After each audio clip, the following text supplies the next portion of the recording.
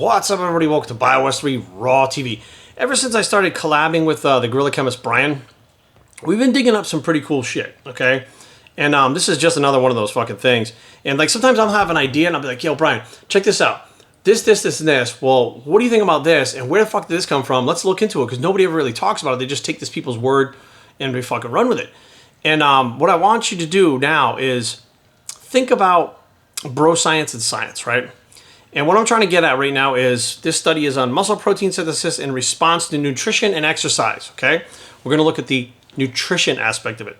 And the reason being is, for the longest time, well, when I started in the Instagram, when I started YouTube, for instance, there was like this big push on eating one meal a day. Like, it doesn't matter. And it was the science guys, right? The science-based guys. Studies, scientists, PhDs, lab coats, pocket protectors, all that bullshit, right? Fucking backpacks full of books, all that shit, right?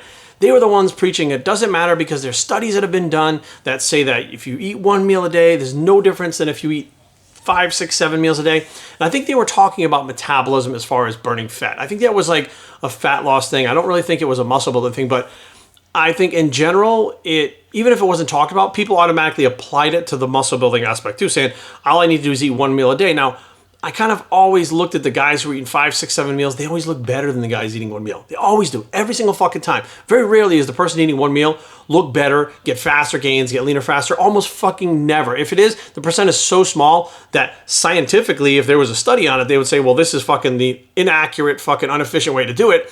But there's no study. So these people just basically go, well, I did it. So everybody, anyways. So I said, all right, let me just sit back. And I tried the one meal a day thing. And you know what? I don't like to eat. I fucking hate to eat. I wish I could do the one meal a day and fucking get away with it. I just cannot eat all my fucking macros in one. I just can't do it. It sucks. So, I mean, if I could do it, I'd literally open up a whole bunch of time during the day. I wouldn't have to carry my food. It would be so much easier. But the bottom line is I do it for a month, try to jam all those fucking calories and macros in it, and my body would change and I wouldn't fucking respond the same way. So I said, you know what? I tried it 2 or 3 times. I gave it a good shot. A month is way more than enough fucking time to see your body change one direction or another. So it's not like, well, give it some time. I gave it fucking plenty of time. I can change my body within fucking 1 week that most people would think it took me 3 months to do. So I know how my body changes. I know when it's not being nourished. I know when my fucking body's losing muscle. I can see it, feel it. Went back to eating my, 5, 6. Now I usually eat about 5 meals a day roughly. And, when I remember to fucking eat them and I'm hungry as fuck. Now, here's the kicker. The science people were making fun of bro science. And bro science is basically something that is like not really science, kind of made up shit. Like, it's like we just kind of make stuff up to be fucking cool and we're not really sure of the science, but we just make it up and act like it's real. So therefore it's bro science. It's like the bros in the gym make up their own shit. But what's interesting is the bro science is always based originally on some type of science. What the fuck happens after that and how it gets twisted, I don't know.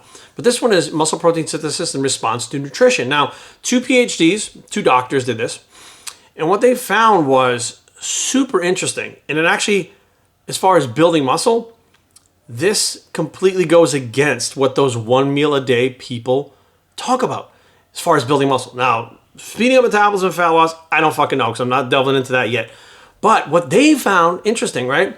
Said the 2 principal determinants of adult skeletal muscle proteostasis, I'm fucking terrible with this, are physical activity, discussed subsequently, and nutrient availability. Okay, nutrient availability.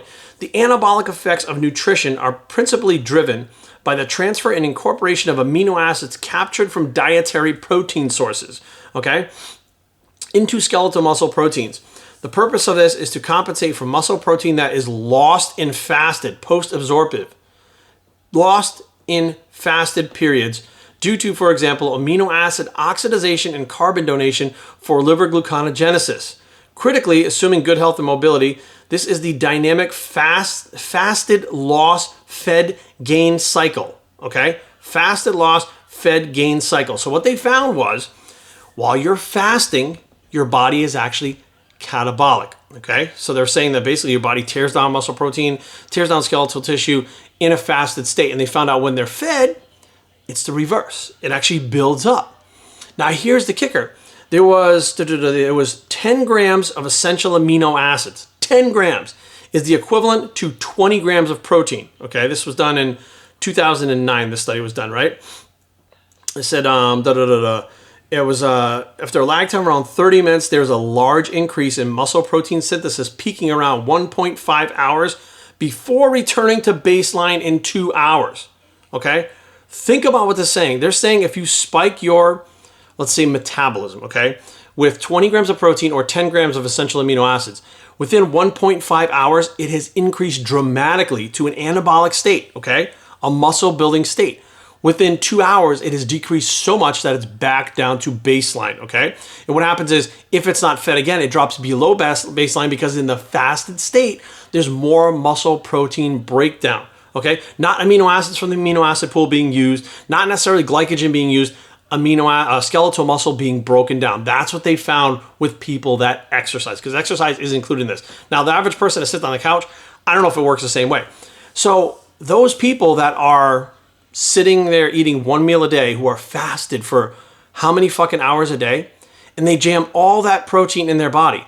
Increasing the amount of protein doesn't increase the duration of time that your body's anabolic, okay? So that means basically, if you still get that 1.5 hours, 2.5, let's just go fucking nuts and say it for 4 hours it keeps you anabolic after you eat that one big meal. 4 hours compared to the fucking 12 to 14 hours or whatever the fuck else you could do by feeding your body in multiple intervals throughout the day. That's actual science. This was in 2009, 2006, the studies were, and the individuals' names were Phil Arthanon, PhD, and Ken Smith, PhD. These are two doctors that are studying exercise and nutrition and how the body increases muscle protein synthesis and muscle mass and how it breaks it down. And their findings are basically, as you're fasted, you are breaking down muscle tissue. Your body is breaking down muscle tissue at a constant rate. So the longer you fast, the more muscle tissue will be broken down until you reverse that by taking in amino acids or protein. So let's just step back here for a second. Let's say let's go fucking nuts. Let's put this in a perspective, right? Let's say you work out 2 hours a day, 4 days a week. That's 8 hours, right? These same fucking people, I've heard them say it. I've heard them say, well, as long as you get the workout in during the week, it doesn't matter. If you only work out 2 days, just get all your volume in on the 2 days. So you're trying to tell me you could take the 8 hours that you normally work a week, 4 days a week, do an 8-hour workout on Monday, not train for the rest of the fucking week, fast, and only eat one meal a fucking day. Okay, because I mean, shit, you could just jam it all at once, right? That's the way the body responds, right? And you're going to get the same fucking gains as the guy who trains 4 days a week, 2 hours a clip, eating his fucking around the clock. What the fuck? Like, what is wrong with you people? I can't even believe that these fucking science guys, these fucking doctors with PhDs that fucking talk about stuff like, well, there's no empirical data from anywhere recently that we have read that states, and studies say that it's the exact same. There's no differences. And I'm sitting going, if someone says studies say, empirical data, they say key words that get you to go, oh, well, it must be real because he's speaking like a fucking textbook. Well, it took me about a half hour to find this. It took me about a half hour of Googling certain keywords to find what I was looking for. Then I had to dig through this information to find out what the fuck was going on. But I found it. Now, how many of you out there will listen to the talking head on the box? And don't listen to me. Don't fucking listen to me at all. Do the same thing that I did. Go research it for yourself. You want to know, Jerry, what's the best weight? What's the best weight? I hear that every fucking day. Tanya Miller, if you're watching this, you know, every fucking day, a million times a day. What's the best cardio? What's the best workout? What's the best this, the best everything? Everybody wants to know the best everything. You can Google. You can Google this shit, okay? All the information is there at your fucking fingertips. And the best way, the most efficient way, the fastest way to gain muscle tissue, okay? New muscle tissue.